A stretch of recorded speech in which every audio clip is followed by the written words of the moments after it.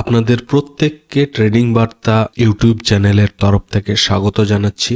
আর আজকের ভিডিওর টপিক হচ্ছে ফিবোনাচি রিট্রেসমেন্ট টুল ইউজ করে আমরা কিভাবে option trading, intraday stock trading এবং সুইং ট্রেডিং সমস্ত ক্ষেত্রে এই ফিব রিট্রেসমেন্ট টুল ইউজ করে কিভাবে আমরা ট্রেড করব সেই স্ট্র্যাটেজি নিয়ে আপনাদের সঙ্গে ডিসকাস করব। তবে এর আগেও আমি এই ফিব রিট্রেসমেন্ট টুল নিয়ে আলোচনা করেছিলাম এবং এর একটা স্ট্র্যাটেজিও অলরেডি আপনাদের সঙ্গে ডিসকাস করেছিলাম। তো চ্যানেলের প্লেলিস্টে গিয়ে লার্নিং ভিডিওর যে প্লেলিস্টটা আছে সেখানে ক্লিক করে দেখবেন একটা প্রাইস অ্যাকশন এবং ফিব, ওই ভিডিওটা দেখবেন। প্লাস একটা ইন্ট্রাডে স্টক সিলেকশন রিলেটেড যে ভিডিওটা আছে সেটাতেও ফিব রিট্রেসমেন্ট টুল ইউজ করে একটা স্ট্র্যাটেজি সম্পর্কে বলা আছে। তো দুটো ভিডিওই না দেখলে অবশ্যই দেখে নেবেন।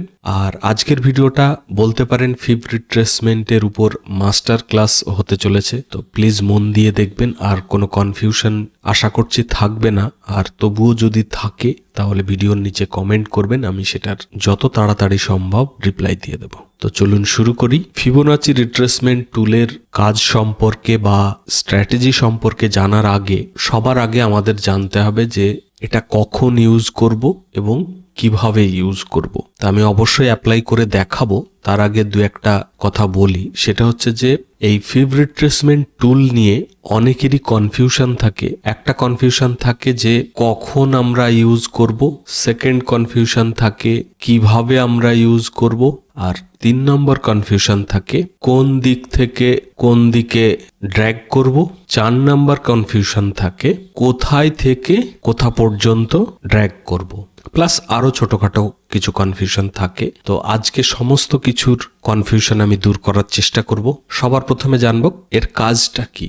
আমি যে কারণে ইউজ করি এবং মোস্টলি সমস্ত ট্রেডাররাই সেই কারণেই ইউজ করে, সেটা হচ্ছে যে ধরুন কোনো একটা স্টক বা অপশনের ইন্ডেক্স বা যাই হোক একটা ট্রেন্ডে চলছে, ঠিক আছে, হঠাৎ সেটা ডাউনফল শুরু হলো। তো সেটা কি জাস্ট একটা রিট্রেসমেন্ট নাকি অ্যাকচুয়াল ডাউনফল, সেটা ক্ল্যারিফাই করার জন্য বেস্ট কাজ করে এই ফিবোনাচি টুল।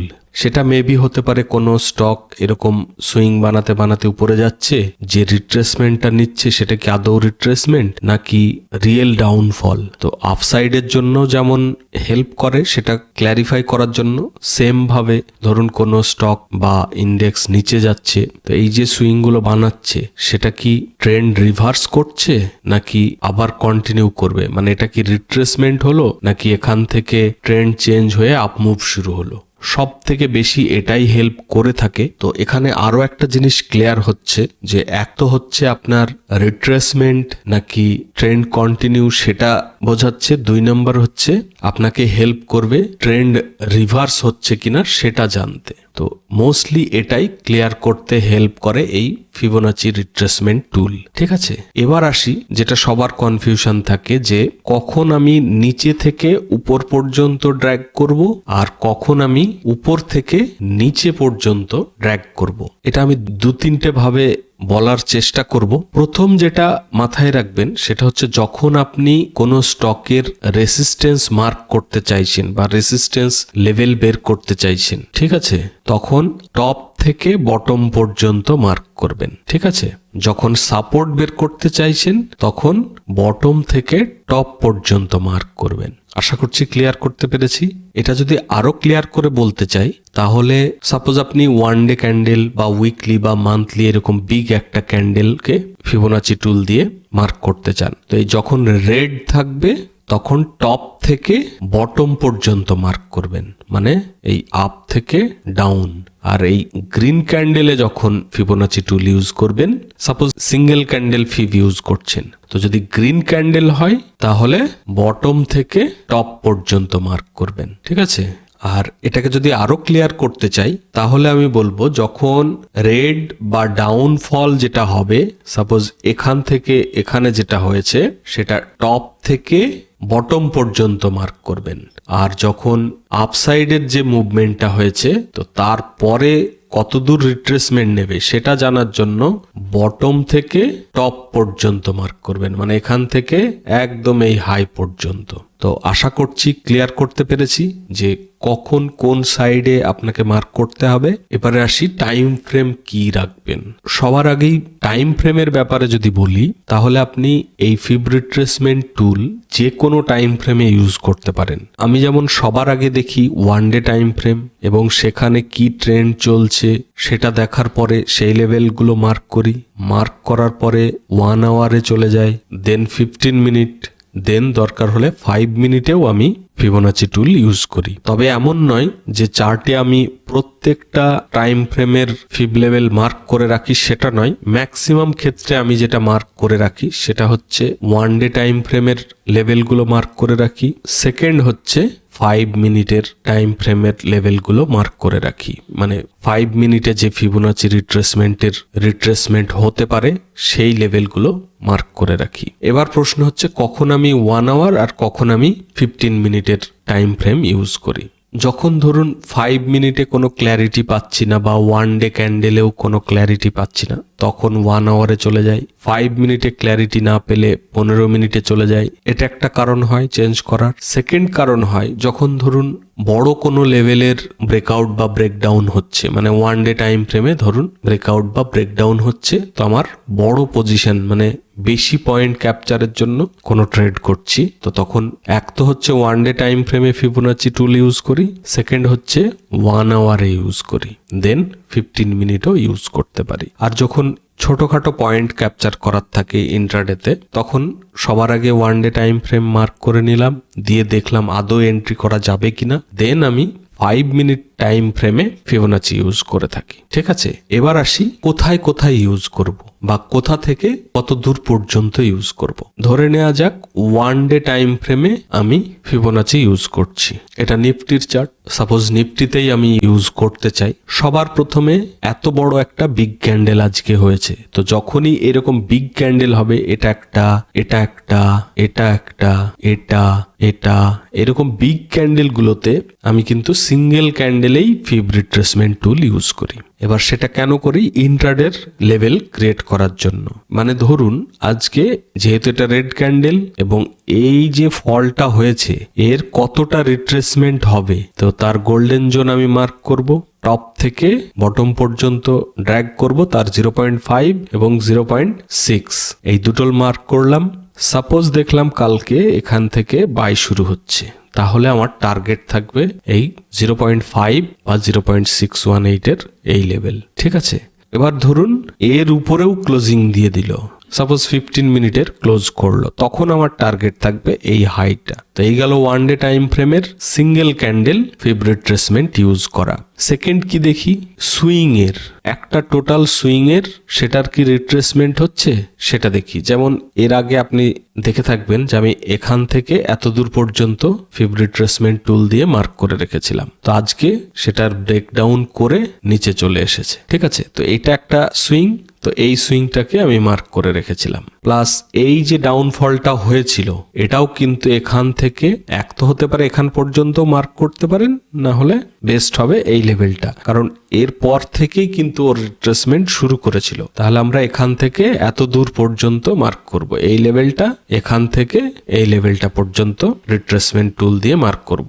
এবং এক্স্যাক্ট গোল্ডেন জোন থেকেই কিন্তু আবার ডাউনফল শুরু হলো। আমি বলেওছিলাম যে এর উপরে যদি ক্লোজিং করে তাহলে আমি বুলিশ হয়ে যাব, আর এর নিচে যদি ক্লোজ করে তাহলে আমি আবার বিয়ারিশ হয়ে যাব। এবং এখন এই যে লেভেলটা আছে এর এই ক্যান্ডেলটার যদি নিচে ডাউনফল হয় তাহলে কিন্তু আমাদের নেক্সট টার্গেট থাকবে এই লেভেলটা, এবং ফার্দার এখান থেকেও ফল করলে এই লেভেলটা। তো এইভাবে আমরা লেভেল বের করে সেই মতো নিজেদের পছন্দের লেভেল যখন ব্রেকআউট বা ব্রেকডাউন হবে আমরা ট্রেড করতে পারি। তাহলে একটা গেল কি, সিঙ্গেল ক্যান্ডেল ফিব ইউজ করছি।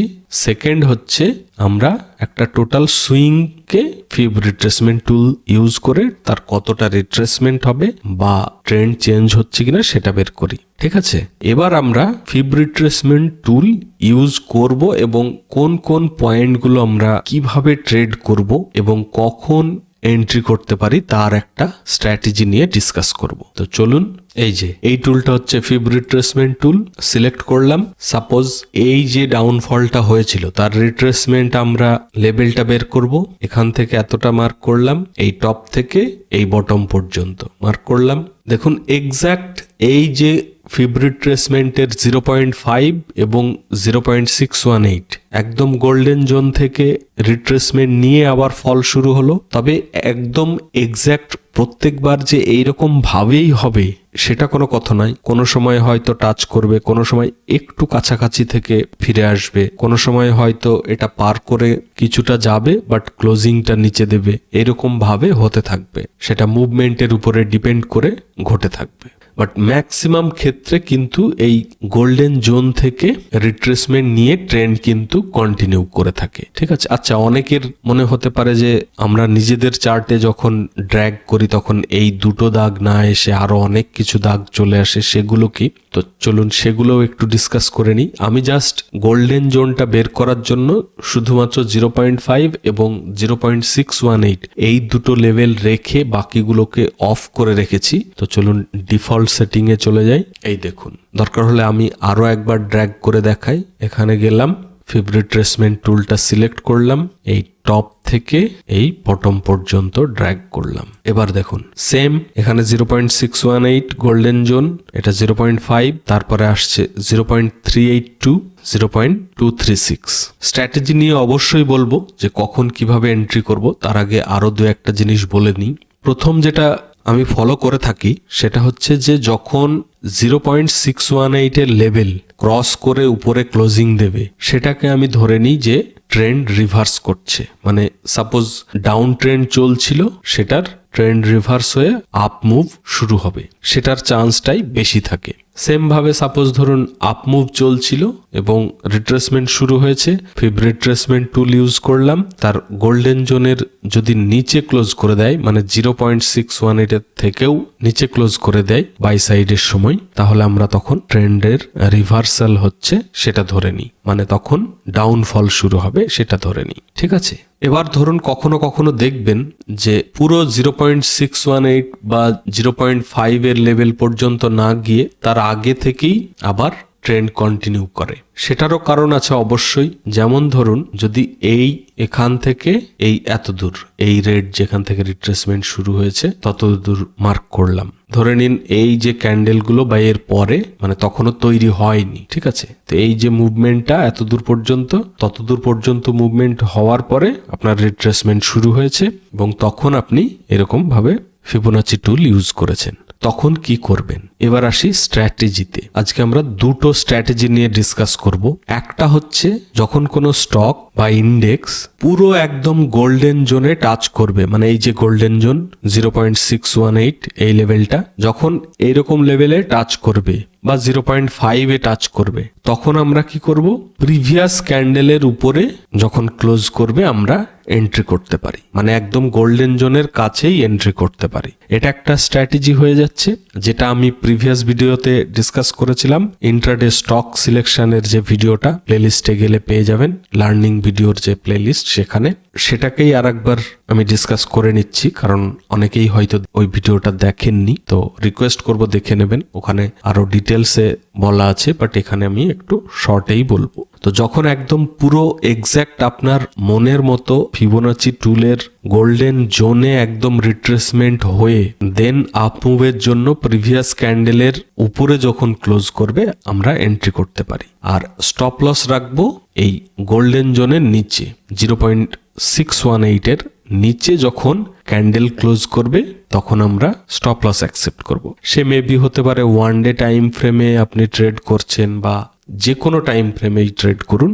আপনি যে টাইম ফ্রেমে ফিবোনাচি টুল ইউজ করেছেন সেই টাইম ফ্রেম অনুযায়ী কিন্তু এটা কাজ করবে। ফার্স্ট টার্গেট কি থাকবে? ফার্স্ট টার্গেট থাকবে যেখান থেকে রিট্রেসমেন্ট শুরু হয়েছে, মানে এই যে লেভেলটা, আমাদের ফার্স্ট টার্গেট থাকবে এই লেভেলটা। যখনই এর কাছাকাছি আসবে আমরা ম্যাক্সিমাম কোয়ান্টিটি বুক করে নেব। যদি কোয়ান্টিটি কম থাকে তাহলে পুরো কোয়ান্টিটি বুক করে নেব। সে মেবি সুইং ট্রেডিং এর জন্য হতে পারে, মেবি ইন্টারডে স্টকের জন্য হতে পারে, মেবি অপশন ট্রেডিং এ হতে পারে।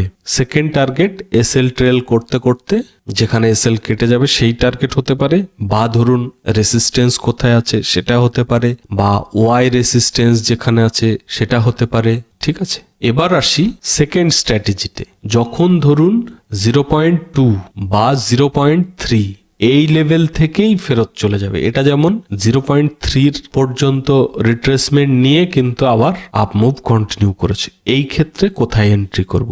আগে আমরা জাস্ট রিট্রেসমেন্ট নিয়েছে, সেখানে প্রিভিয়াস ক্যান্ডেলের উপরে ক্লোজিং বেসিস এন্ট্রি করলাম, বাট এই ক্ষেত্রে কিন্তু আমরা এখানে এন্ট্রি করব না।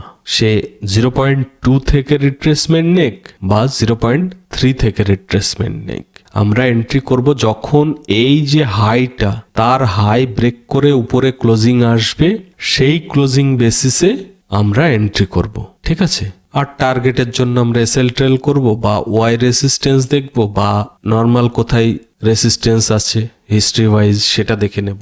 আর স্টপ লস কিন্তু আমাদের এই ক্ষেত্রে এই যতদূর পর্যন্ত রিট্রেসমেন্ট হয়েছে তার নিচে একটু বাফার রেখে স্টপ লস রাখতে পারি। ঠিক আছে, তাহলে দুটোর এন্ট্রি কিন্তু দুই রকম হচ্ছে।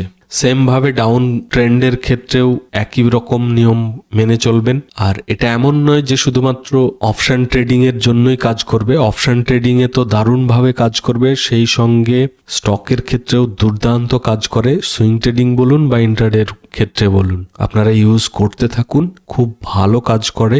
আর প্লিজ ভিডিওটাকে লাইক করবেন, আর সাবস্ক্রাইব করা না থাকলে অবশ্যই সাবস্ক্রাইব করে নেবেন। আপনারা প্লিজ টেলিগ্রাম চ্যানেলটা জয়েন করে নেবেন, ওখানে কিন্তু লাইভ মার্কেটে আমি ইন্ট্রাডে স্টকের এবং নিফটি ব্যাংক নিফটির অপশন ট্রেডিং এর লেভেল প্রোভাইড করে থাকি। প্লিজ আপনারা জয়েন করে নেবেন। জয়েন করার জন্য টেলিগ্রামে গিয়ে সার্চ করতে পারেন ট্রেডিং বার্তা বলে, আর না হলে ভিডিওর নিচে ডেসক্রিপশনে টেলিগ্রাম চ্যানেলের লিংক আছে, ওখানে ক্লিক করে জয়েন করে নেবেন। তো আশা করছি ফিব নিয়ে আর আপনাদের কোনো কনফিউশন থাকবে না, আর যদি থেকে থাকে তাহলে প্লিজ আপনারা কমেন্ট করবেন ভিডিওর নিচে, আমি যত তাড়াতাড়ি সম্ভব আপনার কমেন্টে রিপ্লাই দিয়ে দেবো। আর ভিডিওটা কেমন লাগলো অবশ্যই জানাবেন। তবে আমার রিকোয়েস্ট থাকবে সবাইকে, প্রাইস অ্যাকশন এবং ফিব রিট্রেসমেন্ট টুল ইউজ করুন, খুব ভালো কাজ করে। সুইং ট্রেডিং বলুন, লং টার্ম বলুন, ইন্ট্রাডে স্টক বলুন, অপশন ট্রেডিং বলুন, সমস্ত ক্ষেত্রে কিন্তু খুব ভালো কাজ করে। শুধু জাস্ট আপনাদের ঠিকভাবে ঠিক সময়ে অ্যাপ্লাই করতে হবে। তো এইভাবে করতে থাকুন, আশা করছি খুব ভালো করবেন। তো আজকের ভিডিওটা বড় করব না, সকলে ভালো থাকবেন, সাবধানে থাকবেন। Thank you, bye by.